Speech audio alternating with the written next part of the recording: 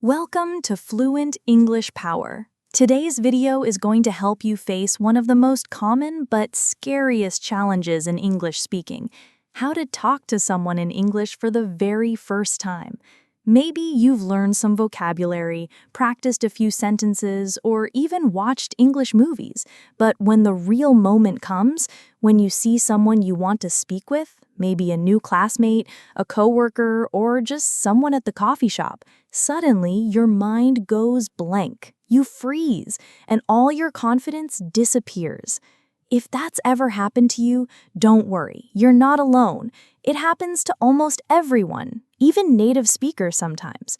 In today's video, we'll walk step by step through how to start a natural, confident conversation in English, even if it's your first time. We'll talk about mindset, real-life expressions, conversation tips, and we'll even practice together.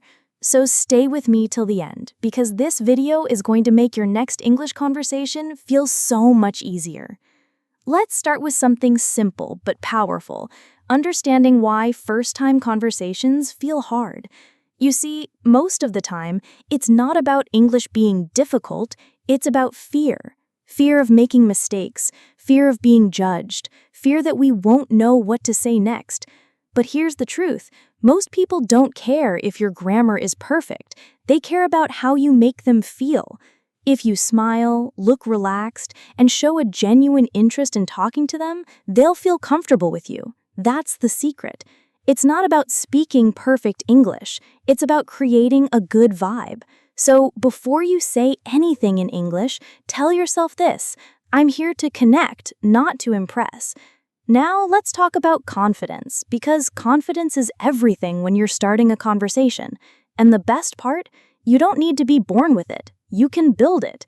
Here's a little trick I use. Before you go into a situation where you might talk to someone, take a deep breath and smile to yourself.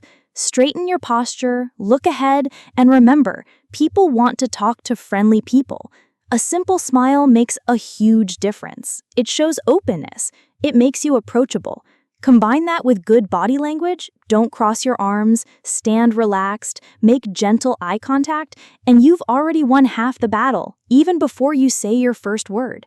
Now comes the actual moment: starting the conversation.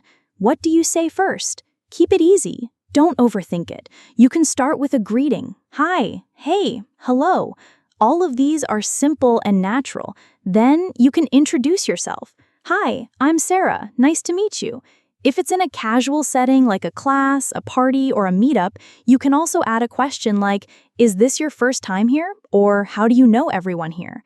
These are called openers. They help break the ice without making the conversation feel too serious. You don't need fancy words, you just need real ones. After your opener, the key is to keep the flow going. Ask simple questions that invite the other person to talk. For example, how's your day going? Or what do you do? Or are you from around here? These are friendly, non-personal questions that make the other person feel safe. And when they answer, don't rush to talk about yourself. Listen, nod, smile. Use short phrases to show interest like, that's cool, or oh really? This shows that you care. People love talking to someone who listens. Now, let's focus on some useful phrases you can use in first-time conversations. These are small expressions that make you sound more natural and friendly. Instead of always saying, how are you? Try saying, how's everything? Or what's up? Or how's your day been? These are common in everyday American English, and they sound casual. If you're responding to someone, you can say things like, that sounds interesting, or I've never thought about that before, or even a simple, wow, tell me more. These short reactions keep the energy alive and encourage the other person to continue speaking.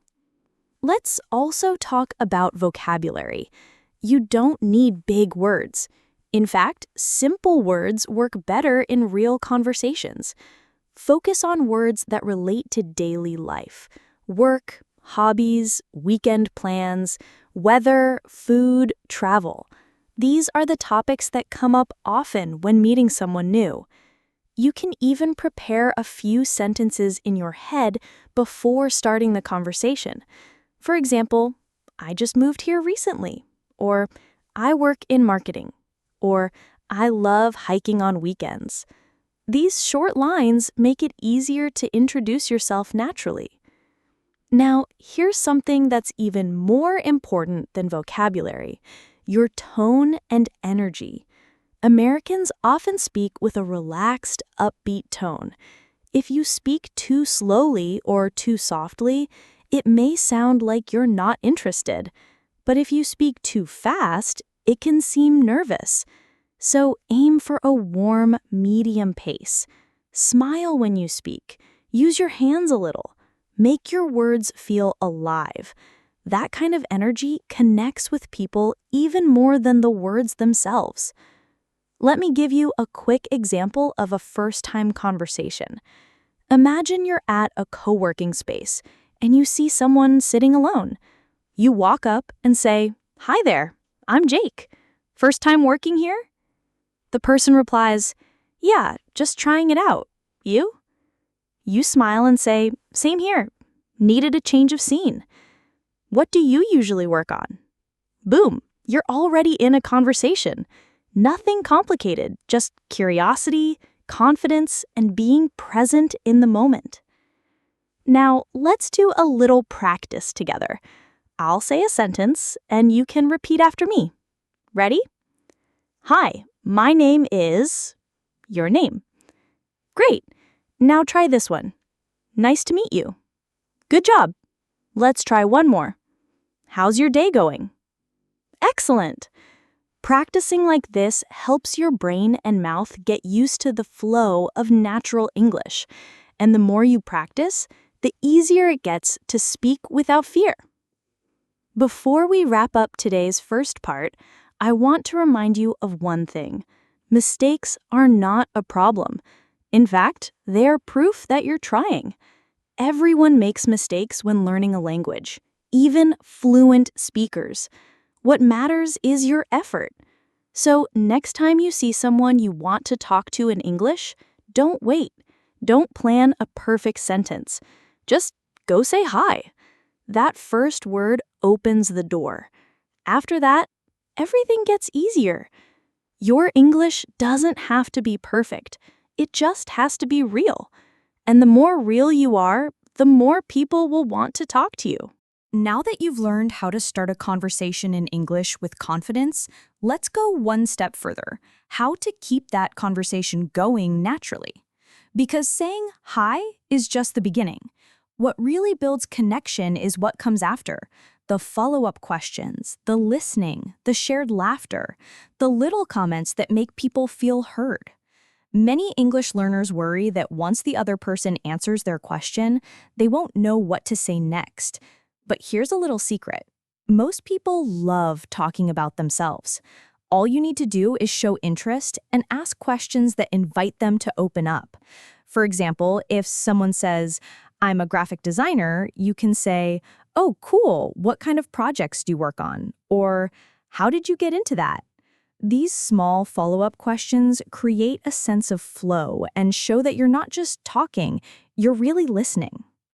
Listening is one of the most underrated skills in English communication, but it's powerful. You don't always have to say something smart or funny to keep a conversation going.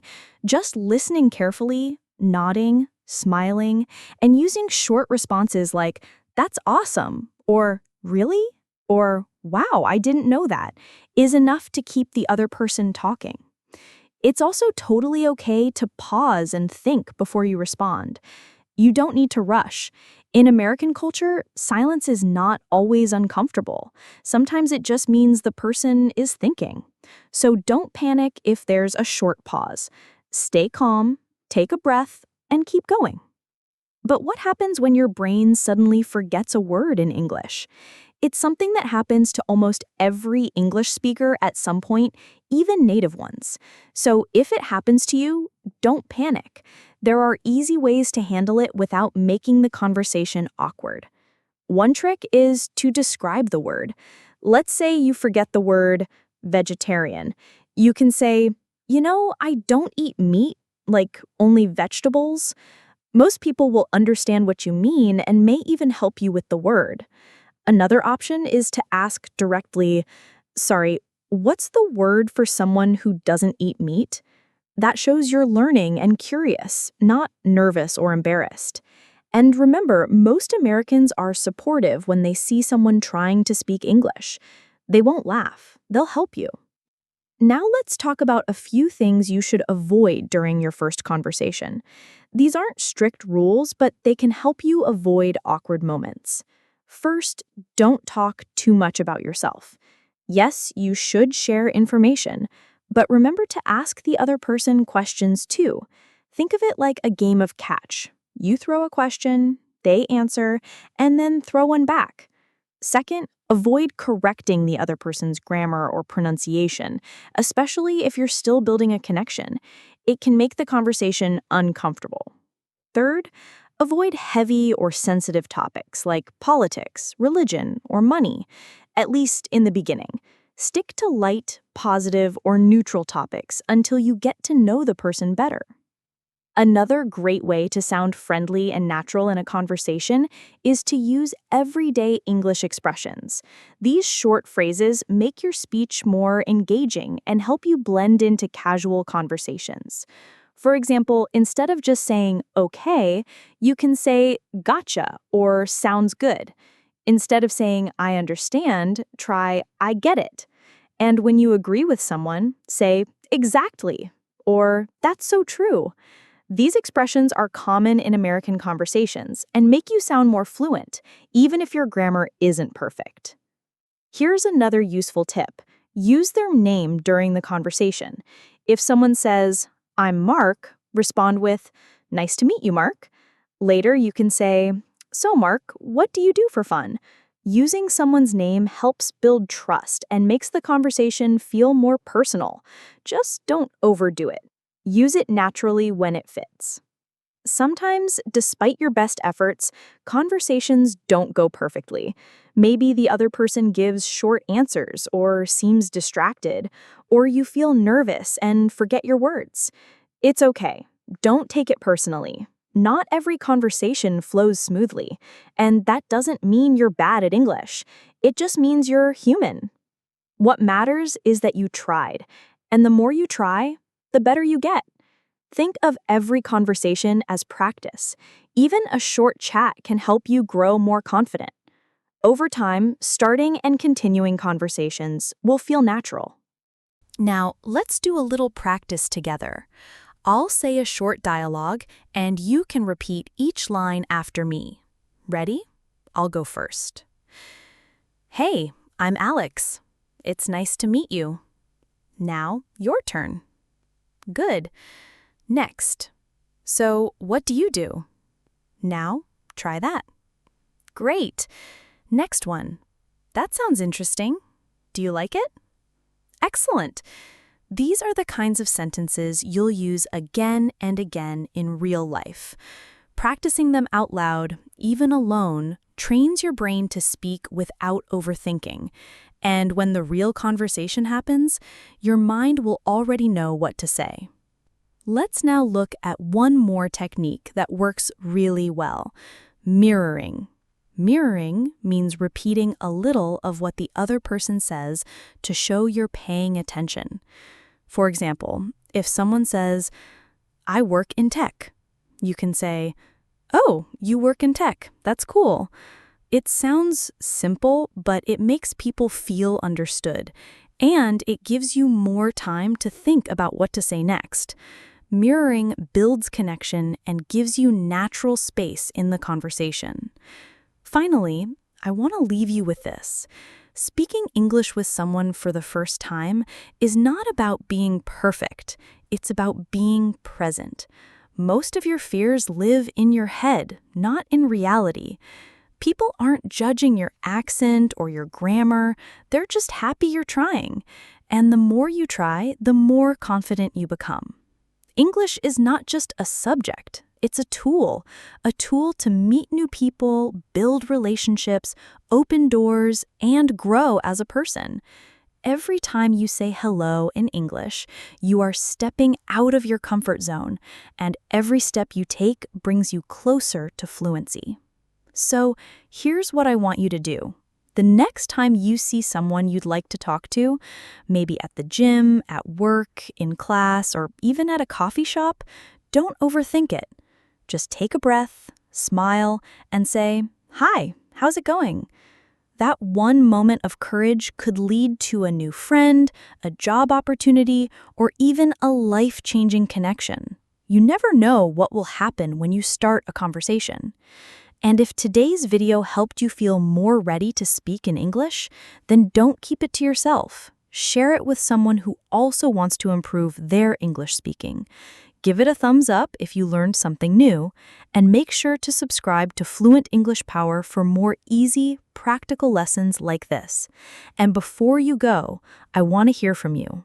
Write in the comments below, who is one person you'd like to talk to in English for the first time? Let's create a space where learners support each other and grow together.